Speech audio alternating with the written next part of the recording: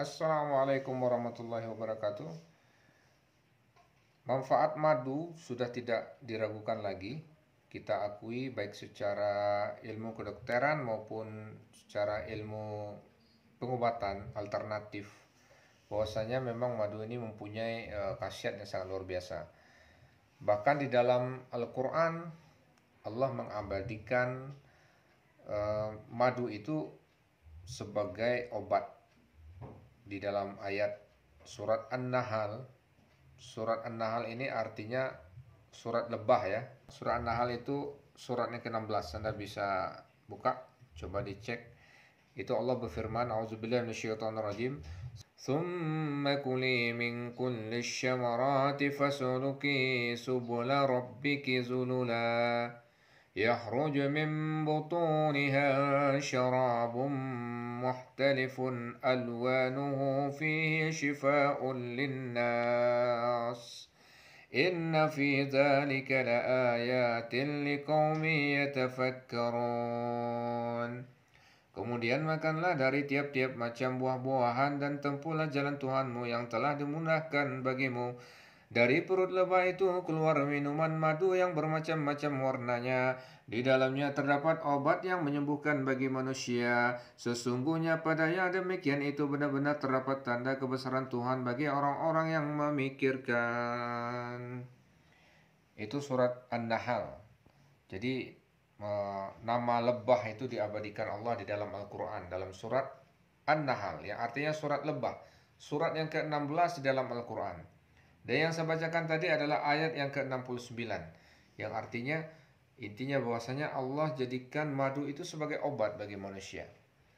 Baik, pada kali ini kita hanya membahas mengenai bagaimana cara membedakan antara madu yang asli dan bagaimana ciri-cirinya, supaya kita tidak salah ya. Karena kalau madunya tidak asli yang kita konsumsikan atau sudah dicampur, maka tentu khasiatnya akan hilang. Khasiat dari madu itu akan hilang. Baik, saya akan coba share salah satu cara metode untuk mengetahui keaslian madu itu. Sebenarnya ada banyak sekali caranya. Ada yang mengatakan kalau di korek api itu direndam di madunya lalu dicoba hidupkan maka apinya akan hidup. Ya, itu ada benarnya, tapi madu palsu pun kadang diperlakukan seperti itu juga akan bisa hidup. Jadi akan sulit untuk membedakan. Kemudian ada juga yang mengatakan bahwasanya coba diteteskan di tisu gitu ya.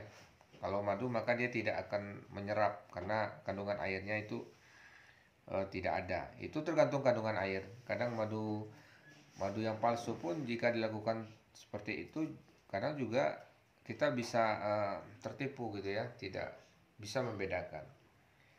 Jadi salah satu cara yang bisa kita lakukan untuk meyakinkan kita bahwa madu itu benar-benar asli keasliannya sehingga bisa digunakan sebagai media pengobatan, dan saya sering menggunakan madu ini sebagai campuran untuk herbal ya, ramuan herbalnya. Tetap kita selalu campurkan madu karena di madu ini terdapat asam amino yang sangat komplit dan juga antibiotik. Dia juga punya efek untuk anti radang dan anti radikal bebas juga. Jadi sudah sangat komplit komposisinya, mulai dari asam aminonya sampai kepada efek antiinflamasi, antibiotik dan sebagainya. Kita tidak bahas itu mengenai kandungan madu dan khasiatnya. Yang kita bahas sekarang adalah cara sederhana untuk memastikan bahwa madu itu asli, yaitu dengan melakukan tes ya. Caranya sebagai berikut. Terlebih dahulu Anda persiapkan satu buah piring dan satu buah sendok dan madu yang akan Anda uji keasliannya. Lalu Anda tuangkan 1 sendok madu di piringnya, 1 sendok atau 2 sendok ya, secukupnya. Setelah Anda tuangkan di piring ataupun mangkok juga bisa, Anda siapkan juga sedikit air putih. Air putih ini nanti Anda tuangkan di atas madunya secara perlahan. Usahakan ditampung dulu di atas sendok, lalu baru Anda tuangkan ke madunya. Jika madu ini asli, maka dia tidak akan langsung bercampur ya. Akan ada semacam pemisah. Lalu Anda putar seperti ini, ya, lakukan pemutaran. Anda akan melihat dia akan membentuk motif sarang lebah. Subhanallah, ini tidak bisa dilakukan oleh madu yang palsu atau yang sudah dicampurkan. Anda perhatikan, motif sarang lebahnya sudah mulai kelihatan dan dia tidak langsung bercampur.